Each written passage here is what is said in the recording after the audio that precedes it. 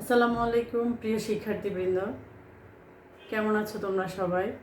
আশা করি ভালোই আছো। শিক্ষার্থীবৃন্দ, আমি মাহিনুর বেগম, মাইলস্টোন কলেজ, পদার্থবিজ্ঞান বিভাগ। আজ তোমাদের সাথে আলোচনা করব কাজ শক্তি ক্ষমতা অধ্যায়ের দ্বিতীয় লেকচার।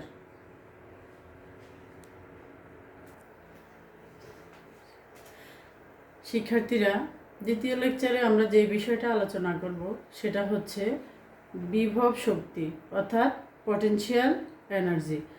এটা হচ্ছে আমাদের দ্বিতীয় লেকচারের আলোচ্য বিষয়। এবার আসো আমরা একটু বিভব শক্তিটা দেখে নেই।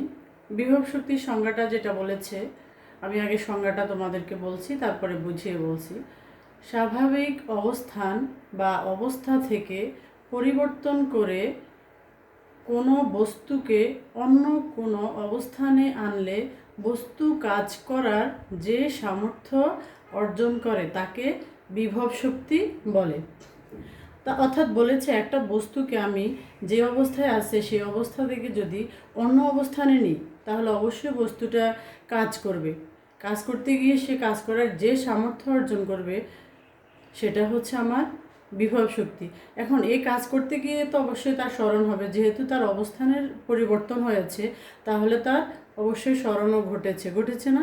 এবার আমরা দেখো, এখানে একটা ফিগার দিয়েছি। এই ফিগারটা যদি একটু আলোচনা করি, আমরা দেখো ভরের একটা বস্তু মাটি থেকে, এটা হচ্ছে আমার ভূমি, এই ভূমি থেকে এই উচ্চতায় আছে, নিচ থেকে উপরের দিকে এই উচ্চতায় আছে, এবং বস্তুটা জি অভিকর্ষ ত্বরণের বিরুদ্ধে উপরে উঠানো হয়েছে। বস্তুটাকে ভূমি থেকে এই উচ্চতায় একটা বস্তু ভরের জি অভিকর্ষ ত্বরণের বিরুদ্ধে বস্তুটাকে আমি উপরে উঠালাম। তাহলে এর মধ্যে যে কৃতকাজটা দেখা যাবে সেটা হচ্ছে বল ইন্টু সরণ। ঠিক আছে, কৃতকাজ সমান আমরা বরাবরই জানি বল ইন্টু সরণ। এখন বল হচ্ছে আমার এফ আর সরণ এখানে আমি এইচ দিয়েছি। এখন তোমাদের প্রশ্ন জাগতে পারে যে এইচ কেন? আমরা তো বরাবরই পড়েছি সরণ হচ্ছে এস। তখন আমরা যে সরণটা পড়েছি সেটা হচ্ছে আমার অনুভূমিক বরাবর বলের অভিমুখের দিকে, সেটা হচ্ছে এস। কিন্তু এখানে বলটা নিচ থেকে উপরের দিকে অর্থাৎ উচ্চতা বরাবর কাজ করেছে, সেটা হচ্ছে, তাই আমার উচ্চতাটাই হচ্ছে সরণ। ঠিক আছে, তাই এফ ইন্টু এইচ। তারপরে দেখো এফ সমান আমরা নিউটনের দ্বিতীয় সূত্র থেকে জানি এম এ, কিন্তু এখানে আমি এম জি দিয়েছি এজন্যই যে কারণ আমার জিটা অভিকর্ষ ত্বরণ, মহাকর্ষ বরাবর আমার এই জিটা কাজ করছে। ঠিক আছে, তাই ত্বরণ এ না হয়ে জি হয়েছে আর উচ্চতা এইচ। তাহলে আমার এই কৃতকাজটাই হচ্ছে আমার বিভব শক্তি। বিভব শক্তিকে আমরা বলি ইপি। ইপি সমান এম জি এইচ। ক্লিয়ার? তারপরে দেখো এখানে এম এবং জি এই দুইটা হচ্ছে আমার ধ্রুবক। এই এম এবং জি দুইটা ধ্রুবক বলে এগুলা অপরিবর্তনীয়, তাই আমি ইপি প্রফেশনাল টু এইচ লিখতে পারি।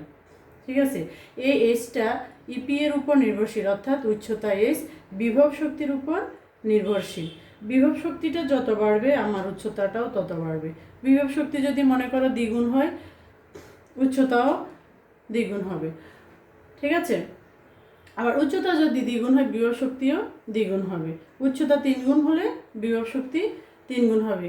ঠিক আছে, এই হলো আমার বিভব শক্তির কাঙ্ক্ষিত একটা সমীকরণ।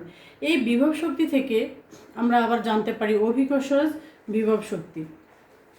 ঠিক আছে, অভিকর্ষ বিভব শক্তি হচ্ছে অভিকর্ষ বলের বিরুদ্ধে একটি বস্তুর উপর কাজ করলে বস্তুটি কাজ করার বা একটি বস্তুর উপর বল প্রয়োগ করলে বস্তুটি কাজ করার যে সামর্থ্য অর্জন করে সেটা হচ্ছে অভিকর্ষজ বিভব শক্তি। ঠিক আছে, এই অভিকর্ষজ বিভব শক্তি বা এই বিভব শক্তি ইপি সমান এমজিএইচ দিয়ে আমরা গাণিতিক সমস্যার সমাধান করব, এটা তোমরা অবশ্যই মাথায় রাখবে। এই সমীকরণটা হচ্ছে আমাদের কাঙ্ক্ষিত সমীকরণ। ঠিক আছে,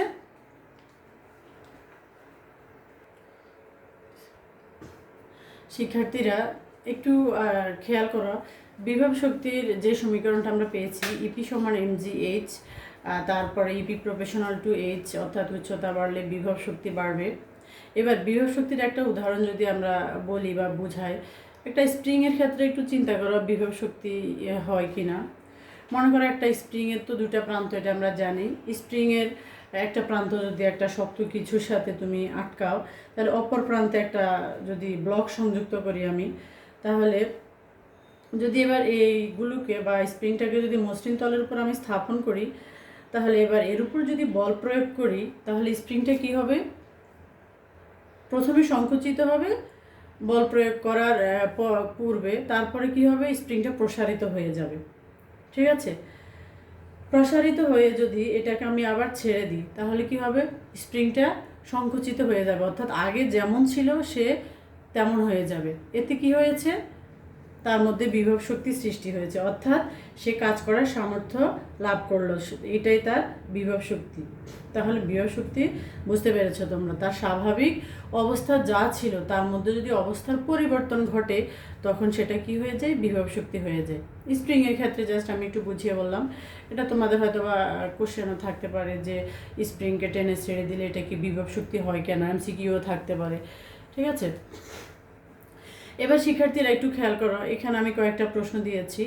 প্রশ্নগুলো যদি আমরা একটু শর্টলি ডিসকাস করি তাহলে হয়। দেখো, প্রথমে হচ্ছে বিভব শক্তি বলতে কি বুঝো, ব্যাখ্যা করো। এটা অলরেডি আমরা ব্যাখ্যা করেছি, বিভব শক্তি কাকে বলে তাও বলেছি, ব্যাখ্যাও করেছি। পি সমান এমজিএইচ আমরা বলেছি কিভাবে হয়। সেকেন্ড বলেছি, একটি স্প্রিংকে টেনে ছেড়ে দিলে তা আবার পূর্বের অবস্থায় ফিরে আসে কেন। এটা মাত্র আমি তোমাদের সাথে ডিসকাস করলাম, স্প্রিংয়ের ক্ষেত্রে কিভাবে হয়, স্প্রিংকে টেনে ছেড়ে দিলে সে আবার পূর্বের অবস্থায় চলে যায়। অথবা স্প্রিংয়ে যদি মুক্ত প্রান্তে একটা ভর ঝুলিয়ে দাও, তাহলে স্প্রিংটা প্রসারিত হবে, তুলতে থাকবে, সংকোচন থেকে প্রসারণ ঘটবে। এবার ভরটা যদি আমি খুলে ফেলি, তাহলে কি হবে? স্প্রিংটা পূর্বের অবস্থায় চলে যাবে। ঠিক আছে? 3 নম্বর প্রশ্ন হচ্ছে, বিভব শক্তি বস্তুর উচ্চতার উপর নির্ভর করে, ব্যাখ্যা করো। এটা আমরা একটু বলবো, বললে তুমি ঠিক বুঝতে পারবে যে আমাদের থিওরির মধ্যে যেটা আমরা বলেছি সেটা চলে আসছে। আমরা বলেছি অলরেডি, আম্বরের একটা বস্তুকে যদি ভূপৃষ্ঠ থেকে আমি এই উচ্চতায় উঠাই, তখন তার মধ্যে কৃতকাজ সৃষ্টি হবে। এই কৃতকাজ সৃষ্টি হওয়াতেই বস্তুর মধ্যে এটা বিভব শক্তির পরিমাণ বোঝায়। তাহলে সেক্ষেত্রে আমরা বিভব শক্তি জানি, ইপি সমান এমজিএইচ, অর্থাৎ বস্তুর ওজন উচ্চতা। ঠিক আছে? তারপরে আমরা পেয়েছি EP proportional to H. EP proportional to H অর্থাৎ উচ্চতা বস্তুর বিভব শক্তির উপর নির্ভর করে। এই উচ্চতা যত বেশি হবে, বস্তুর বিভব শক্তিও তত বেশি হবে। তাহলে বিভব শক্তি বস্তুর উচ্চতার উপর নির্ভর করে, এটা বলেছি আমি। তারপর আরেকটু হাইলাইটস করে দিলাম তোমাদের। 4 নম্বর আরেকটা কোশ্চেন, একটি বস্তুর স্থিতিশক্তি 30 জুল বলতে কি বুঝো? স্থিতিশক্তিটাই হচ্ছে আমার বিভব শক্তি, একে বিভব শক্তি বা স্থিতিশক্তি বলে। এটা যদি আমরা একটু ডিসকাস করি, তাহলে কি দাঁড়ায়? একটি বস্তুর স্থিতিশক্তি 30 জুল বলতে বোঝায় বস্তুটিকে স্বাভাবিক অবস্থান বা অবস্থা হতে কোনো কোনো অবস্থা বা অবস্থায় নেওয়ার জন্য বস্তুটির মধ্যে 30 জুল শক্তি কী হবে? নিহিত হবে বা সঞ্চিত হবে, যেটা দ্বারা বস্তু 30 জুল কাজ করা সম্পন্ন করতে পারবে। ঠিক আছে? অর্থাৎ বস্তুর মধ্যে যে শক্তিটা সঞ্চিত হবে সেটা 30 জুল কাজ করতে সমর্থ। ঠিক আছে? লাস্ট আরেকটা কোশ্চেন, অভিকর্ষ বিভব শক্তি বলতে কি বোঝায়? এটা আমরা বলেছি, অভিকর্ষ বলের বিরুদ্ধে বস্তুর উপর বল প্রয়োগ করলে যে পরিমাণ কাজ করার সামর্থ্য লাভ করে সেটা হচ্ছে অভিকর্ষ বিভব শক্তি। এরকম আরও অনেক প্রশ্ন পাবে তোমরা। এই প্রশ্নগুলি জাস্ট আমি টপিকের উপর ভিত্তি করে একটু ডিসকাস করে দিয়েছি। ঠিক আছে? আরও প্রশ্ন তোমরা পাবে যেটা তোমার টপিকের সাথে মিলিয়ে অবশ্যই পড়ে নিবে। ঠিক আছে শিক্ষার্থীরা? সুপ্রিয় শিক্ষার্থী, এতক্ষণ আমরা বিভব শক্তির উপর কিছু প্রশ্ন দেখলাম এবং তা ডিসকাস করার চেষ্টা করলাম। এবার যদি আমরা এই বিভব শক্তি ইপি সমান এমজিএইচ আমি বলেছি, এটার উপর তোমাদের ম্যাথ থাকবে। এটার উপর যদি এবার দেখো আমরা একটু গাণিতিক সমস্যা সমাধান করি, তাহলে কেমন হয় আসো একটু দেখি। শিক্ষার্থীরা, আমি এখানে প্রশ্ন দিয়েছি যে 200 গ্রাম ভরের একটি আম ভূমি থেকে 7 মিটার উঁচুতে ঝুলে আছে, আমটির বিভব শক্তি কত? তাহলে বিভব শক্তি চেয়েছে, তার মানে ইপি চেয়েছে। বরাবরই আমরা জানি ইপি এর সমীকরণ। প্রথমে আমরা দেখে নেব যে আমার প্রশ্নের মধ্যে কি কি ভ্যালু ওরা আমাদেরকে দিয়েছে বিভব শক্তি বের করার জন্য। আমাকে দিয়েছে আমের ভর এম সমান 200 গ্রাম, এটাকে আমি কেজিতে কনভার্ট করেছি 0.2 কেজি। গ্রামকে কেজিতে নেওয়া অবশ্যই তোমরা জানো, 1000 দিয়ে আমি ভাগ করেছি। উচ্চতা এইচ দিয়ে আছে 7 মিটার। আর অভিকর্ষ ত্বরণ এটা কনস্ট্যান্ট মান আমরা জানি 9.8 মিটার পার সেকেন্ড স্কোয়ার। আমার কাছে চেয়েছে বিভব শক্তি ইপি সমান হট। তাহলে আমরা জানি বিভব শক্তির সমীকরণ ইপি সমান এম জি এইচ। ঠিক আছে, এবার আমি ভ্যালুগুলা ওই পাশ থেকে বসিয়ে নেব। এম এর মান 0.2, জি এর মান 9.8, এইচ এর মান 7। ক্যালকুলেশন করে আমি পেয়েছি 13.72 বিভব শক্তির একক জুল। ঠিক আছে, এটা হচ্ছে আমার কাঙ্ক্ষিত ফলাফল। তাহলে আমি বিভব শক্তিটা কি পেয়েছি, ইপি সমান এমজিএস বের করে পেয়েছি 13.72 জুল। ঠিক আছে,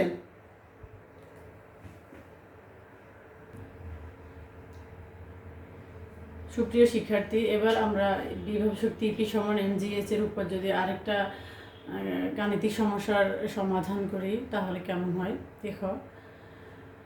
সেকেন্ড আরেকটা প্রশ্ন, সেটা হচ্ছে ভূমি থেকে 10 মিটার উঁচুতে থাকা 0.25 কেজি ভরের একটি আম বৃন্তচ্যুত অর্থাৎ বোটা থেকে পড়া আর কি করার জন্য একটি বালক 12 মিটার পার সেকেন্ড বেগে একটি ডিল ছুড়ল। অর্থাৎ আমটা পাড়ার জন্য সে 12 মিটার পার সেকেন্ড বেগে ডিল ছুটছে। ঝুলন্ত অবস্থায় আমটির বিভব শক্তি কত? আমটা যখন ঝুলেছিল ওই অবস্থায় তার বিভব শক্তি কত ছিল ওটা আমাদেরকে বের করতে বলেছে। তাহলে দেখো আমার ভ্যালুগুলা কি বা মানগুলা কি দেওয়া আছে আমরা একটু দেখে নিই। ভূমি থেকে 10 মিটার উঁচুতে, তার মানে আমার উচ্চতা দেওয়া আছে। ভূমি থেকে যার উচ্চতা সেটা হচ্ছে আমের উচ্চতা। উচ্চতা এইচ সমান 10 মিটার। তারপরে বলেছে 0.25 কেজি ভরের, তার মানে আমের ভর 0.25 কেজি। তারপরে অভিকর্ষ ত্বরণ জি সমান আমরা জানি 9.8 মিটার পার সেকেন্ড স্কোয়ার। আর বিভব শক্তি ইপি সমান এমজি এইচ। বিভব শক্তি ইপি আমাদেরকে বের করতে হবে আর কি। তাহলে আমরা জানি বিভব শক্তি ইপি সমান এম জি এইচ। ঠিক আছে, এম এর মান 0.25, জি এর মান 9.8 আর এইচ এর মান হচ্ছে 10। এটাকে আমি ক্যালকুলেশন করে পেয়েছি 24.5 জুল। তোমরা অবশ্যই ক্যালকুলেট করে নিবে ফলাফল ঠিক আছে কিনা, বুঝতে পেরেছো কিনা শিক্ষার্থীবৃন্দ। যদি না বুঝে থাকো অবশ্যই প্রশ্নটা বুঝে তোমরা দ্বিতীয়বার বুঝে নিবে। ঠিক আছে, তাহলে অবশ্যই তোমরা বুঝতে পেরেছো আশা করি, কারণ খুবই সহজ প্রশ্ন। বিভব শক্তি ইপি সমান এমজিএইচ, এটা খুব সিম্পল একটি অঙ্ক দিয়েছি আমি তোমাদের। ঠিক আছে,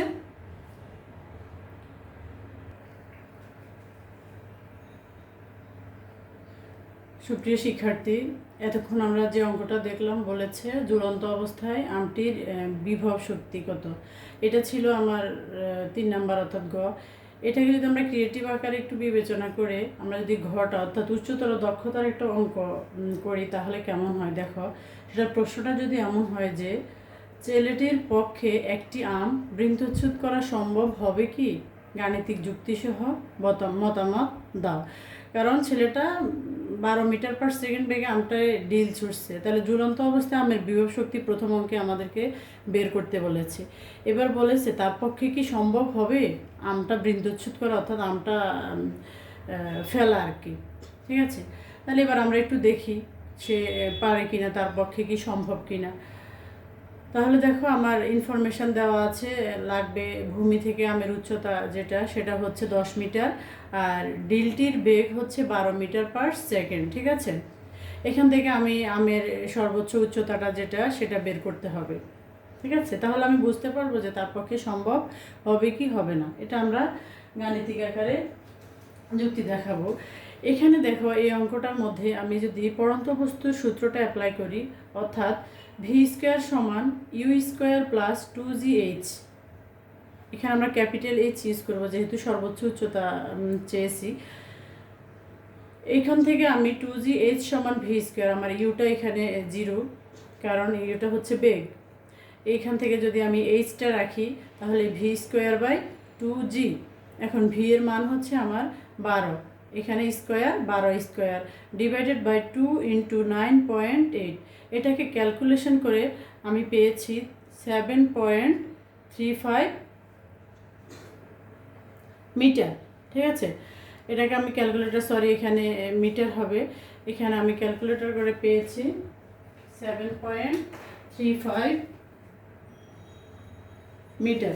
এবার একটু লক্ষ্য করো তোমরা যে আমাদের ভূমি থেকে আমের উচ্চতাটা ছিল 10 মিটার, এখন আমি সর্বোচ্চ উচ্চতা কত পেয়েছি? 7.35 মিটার। এখন এখানে আমার কোন উচ্চতাটা বেশি? অবশ্যই ভূমি থেকে আমের উচ্চতাটা বেশি, তাহলে আমরা নিঃসন্দেহে লিখতে পারি H less than H, small H, কারণ আমার ক্যাপিটাল এইচের তুলনায়, সর্বোচ্চ এইচের তুলনায় স্মল এইচ যেটা ভূমি থেকে আমের উচ্চতাটা অবশ্যই বেশি। তাহলে সুতরাং বলা যায় ছেলেটি যে ঢিলটি ছুঁড়ে মেরেছিল তা কাঙ্ক্ষিত লক্ষ্যে পৌঁছতে সক্ষম হয় নাই, অর্থাৎ সে ব্যর্থ হয়েছে। তাই ছেলেটির পক্ষে আমটি বৃন্তচ্যুত করা সম্ভব হবে না, বা আমটি পারা সম্ভব হবে না তার পক্ষে। ঠিক আছে শিক্ষার্থীরা, তোমরা কি বুঝতে পেরেছ? আশা করি তোমরা বুঝতে পেরেছ।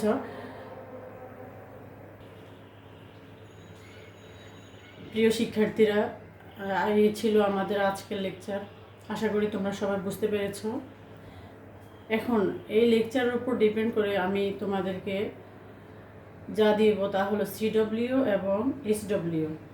সিডব্লিউটা তোমরা অবশ্যই ক্লাস টাইমের ভিতরে সাবজেক্ট টিচারকে সাবমিট করবে, আর এসডব্লিউটা করে নেক্সট ক্লাসে জমা দেবে। ঠিক আছে, সিডব্লিউ যেটা, সেটা হচ্ছে দেখো বিভব শক্তি কাকে বলে, অভিকর্ষ বিভব শক্তি কাকে বলে, আর এখানে আমি বিভব শক্তির উপরে একটা গাণিতিক সমস্যা দিয়েছি। ঠিক আছে, 300 গ্রাম ভরের একটি আম ভূমি থেকে 9 মিটার উঁচুতে আছে, আমটির বিভব শক্তি কত? আশা করি তোমরা পারবে। এটা সম্পূর্ণ আজকের লেকচারের উপর ডিপেন্ড করেছে এই প্রশ্নটা। ঠিক আছে, আর এসডব্লিউ প্রশ্ন হচ্ছে লেকচারে করানো প্রশ্নগুলো। তোমরা অনেকে হয়তো বুঝতে পারবে না এই কথাগুলো কি। এটা আমরা বিভব শক্তির ভিতরে কয়েকটা প্রশ্ন সলভ করেছি, 4-5টা হবে। ওই প্রশ্নগুলো প্লাস আরও 2টা ম্যাথ দিয়েছি আমি এখানে। একটা হচ্ছে 40 কেজি ভর সম্পন্ন কোনো বালিকা মাটি থেকে 15 সেন্টিমিটার উঁচু থেকে লাফিয়ে 60 বার স্কিপিং করলো, তার কত শক্তি ব্যয় হলো। ঠিক আছে, আর 2 নম্বর হচ্ছে একটি বস্তুর ভর 6 কেজি, একে ভূপৃষ্ঠ থেকে 20 মিটার উচ্চতায় তুললে বিভব শক্তি কত? এটা অবশ্যই তোমরা পারবে, খুব সহজ 2টা অঙ্কই। প্রথম অঙ্কটা একটু তোমাদের টেকনিক অ্যাপ্লাই করতে হবে, যেটা হচ্ছে ভাবতে হবে যে কি চেয়েছে, কত শক্তি ব্যয় হলো। এখন শক্তি ব্যয় হওয়া মানে আমার কোন সূত্রটা অ্যাপ্লাই করতে হবে সেটা তোমাকে ভেবে করতে হবে। আশা করি তুমি পারবে।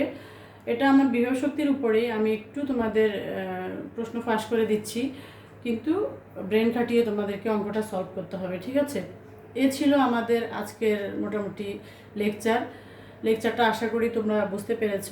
তারপরেও যদি তোমাদের বুঝতে অসুবিধা হয়, আমি বারবারই বলছি যে তুমি অবশ্যই তোমার বিষয় শিক্ষকের সাথে ডিসকাস করে সমস্যাগুলো সমাধান করে নেবে। ঠিক আছে শিক্ষার্থী বন্ধুরা, এ ছিল আমার আজকের লেকচার। সবাই ভালো থেকো, সাবধানে থেকো, নিরাপদে থেকো, বাসায় থেকো। আল্লাহ হাফিজ।